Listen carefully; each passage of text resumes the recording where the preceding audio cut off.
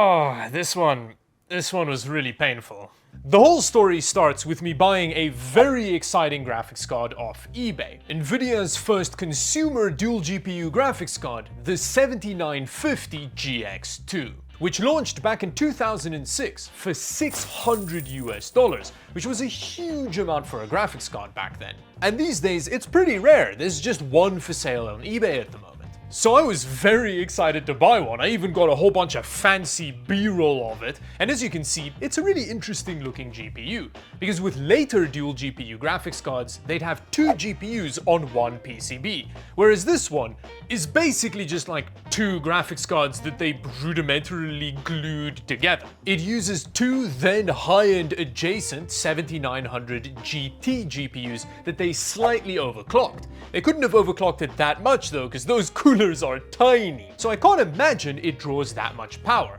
And another thing that hints at that is the single 6-pin PCIe power connector. Also, you can tell by that little extension on the end of the graphics card that this was dug out of some OEM PC. The thing is though, during the very frustrating process of trying to get this graphics card to work, I may have done some bad stuff to it. And then I tried to do some other bad things to correct my earlier bad stuff, and it's not gone well, quite frankly. But before I walk you through this tragic story of me potentially destroying an heirloom of a graphics card, a quick word from today's video sponsor. Today's video is sponsored by Micro Center, which all through February is doing Build Your Own Month, with lots of deals on individual components and bundles for you to save money while building your own PC. And if you're upgrading your graphics card, you should use Micro Center's GPU trade-in program, where you can get same-day valuations on old graphics cards you bought at Micro Center. Or if your computer's super old, Micro Center will help you recycle it. And if you live near Santa Clara, your Micro Center is on its way. Sign up for early access using the link down below.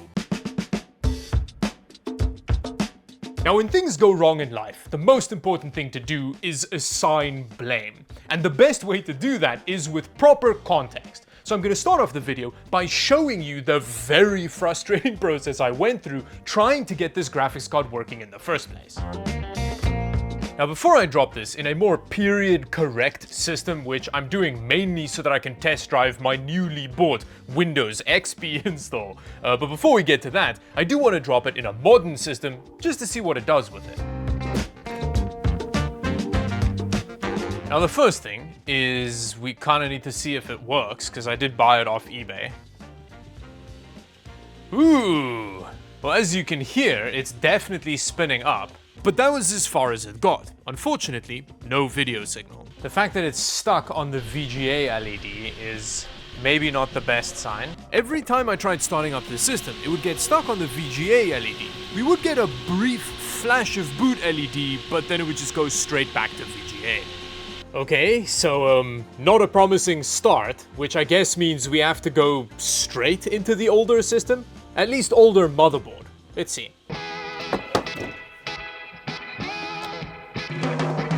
So now I've dropped it in an X58 motherboard, which is color matched to it, which I feel like should increase the chances of it working by at least 38%. So fingers crossed, because at this point I've had really bad luck with old graphics cards off eBay. Oh, there we go. It just didn't like the new system. Oh, so we're starting with Windows 10. And aside from the hilarious aspect ratio, while setting up Windows 10, things were looking very promising. Although the display was flashing to black quite a lot, and the system did blue screen after my first attempt at a driver install, which is less promising. But the second attempt seemed to work. Oh, it installed. No, it didn't. You see, this is just one of many steps in the 7950 GX2's complex gaslighting strategy. Okay, never mind, apparently the driver didn't install, it's not on here. And a couple of other driver versions also refused to install. Okay, so I officially can't find drivers for it or get it running beyond what's happening here. So I guess what I'm gonna do next is go straight to Windows XP with my brand new eBay copy of 32-bit XP Professional from Dell. Now this is where things start getting really complicated, because we're taking an already pretty complex issue, the 7950GX2 gaslighting us about it working, and we're adding another wildcard variable to that, which is installing Windows XP, or just anything to do with Windows XP, especially a Windows XP install that I bought off of eBay. And that satisfying drive close sound was as much as I got from that Windows XP disk for now. The system just refused to boot off it. Not even my ineffective pawing at the BIOS did anything about that, which is a real shocker. And after this install failed, I noticed the 4 refurbished PCs only on the box of the Windows XP install, which got me quite embarrassed, because at this point, I realized that I may have bought the wrong version of Windows XP from eBay, so I decided the best course of action here was to just lie to you about it. Okay, so unfortunately with Windows 10 I couldn't get drivers working for it. Luckily, I recently bought a Windows 7 install. Look at how fancy that is. Ooh.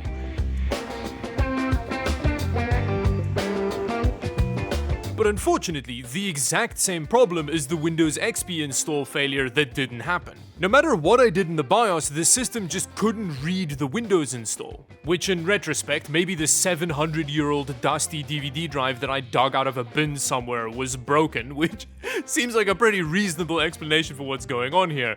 Which is part of why I embarked on the next step. At this point, I was getting desperate. I was running out of relatively period-correct motherboards to test, so I decided to try out my relatively period-correct Alienware system.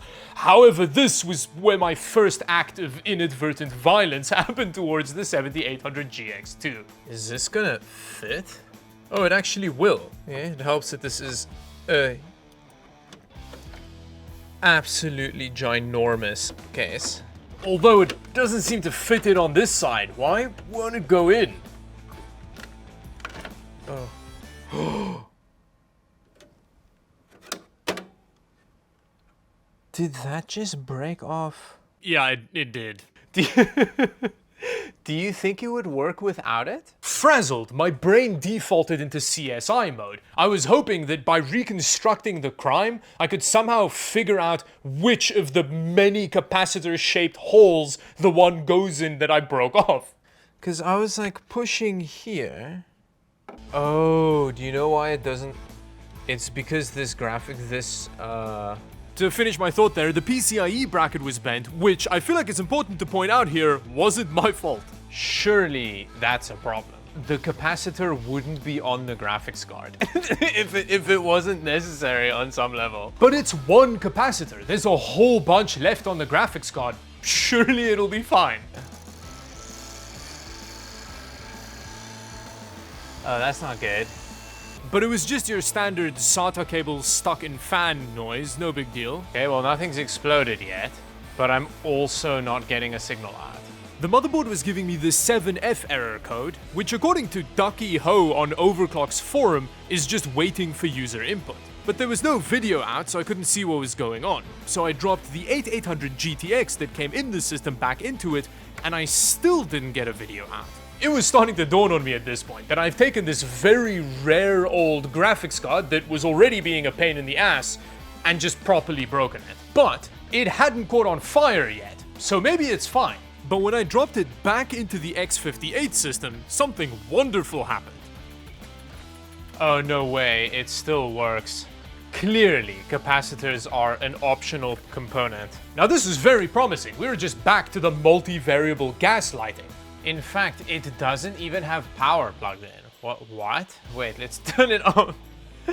Oh my brain is not working all of a sudden. So I decided to find another old motherboard and see if I could install Windows 7 on there, which actually worked pretty well. Oh, and I also used a different DVD drive, but either way, Windows 7 was installing. Very exciting. A few moments later. But again, this was just part of the 7950GX2's strategy to destabilize my mentals. When the system restarted during that Windows 7 installation process, it just refused to continue with the installation. Okay, well, I'm starting to think that my eBay old Windows install purchases are also starting to screw me here.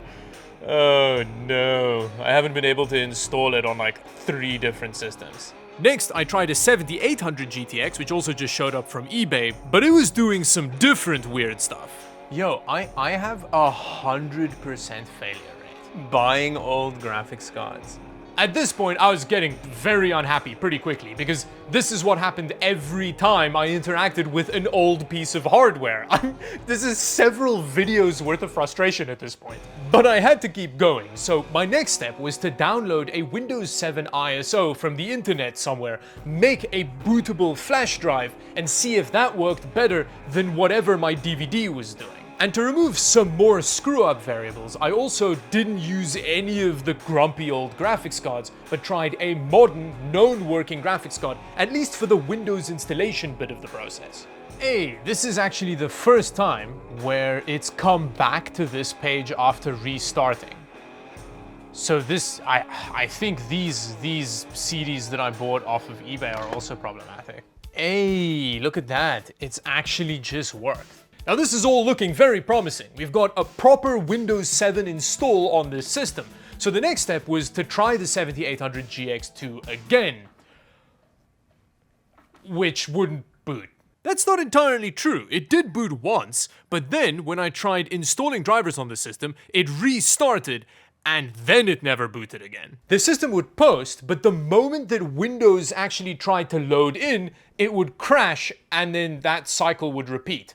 Over and over and over again. And considering that Windows 7 booted with the 7800 GTX in it, oh, well, it may be artifacting like crazy, but at least Windows launched with it in. Hey, it does work, so the graphics card that I broke the capacitor off is the problem. So I decided to undertake a very risky procedure. I wanted to surgically reattach the capacitor I broke off.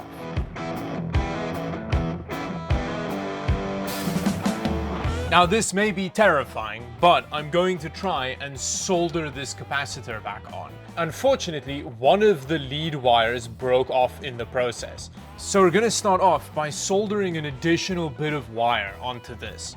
Which, you know, there's not a whole lot of leeway there. It's very close to the plastic base of it, but you know, we'll see how it goes. Step number 1 was stripping a bit of wire and then tinning both ends to make it easier to solder on. Then came the nerve-wracking process of trying to solder the tiny bit of wire onto the tiny nub on the capacitor without just setting the whole thing on fire. Whoa, I actually think it's attached. Not my proudest work, but at least it's on, although right after that, something pretty bad happened. Oh no, I tried to straighten the other prong and it's also come off. Which was a disaster for a couple of reasons. A, I had to solder another little bit of thing onto a bit of nub. And B, that little prong was what I used to determine the polarity of the capacitor, which I was now gonna have to figure out again. Now problem A proved very difficult because every time I tried to solder a second bit on, the first one would come off again. Oh no, now I've just broken both its legs off. I really need to get new heads for my soldering iron. But eventually I tried again with 2 longer wires and by some miracle it worked out. Okay, so we've got 2 very jankily attached little bits of wire, which means we can now attach this to the graphics card. Now figuring out which way around to attach this to the graphics card ended up easier than expected. I just looked at the other capacitors on the graphics card and copied that. So I'm assuming the gray bit has to be on the plus. If it doesn't work, it's NVIDIA's fault. My plan of action here is to get a big clump of solder going there and then like hot and then just kind of sticking the capacitor in it and then hope that it sticks. A plan which turned out surprisingly easy to implement.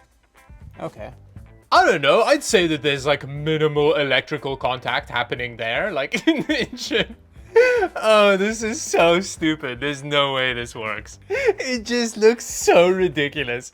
The little capacitor standing off out of the graphics card. Okay, well, let's put it in a system, run a bunch of power through it, and see what happens. Okay. That's a good start. It didn't immediately explode, which is kind of what I was expecting. Oh! We got a signal out of it. Oh, but it's doing the same thing. And unfortunately, no matter how many times I tried, it just kept boot cycling exactly like it did before. Yeah, it still doesn't work.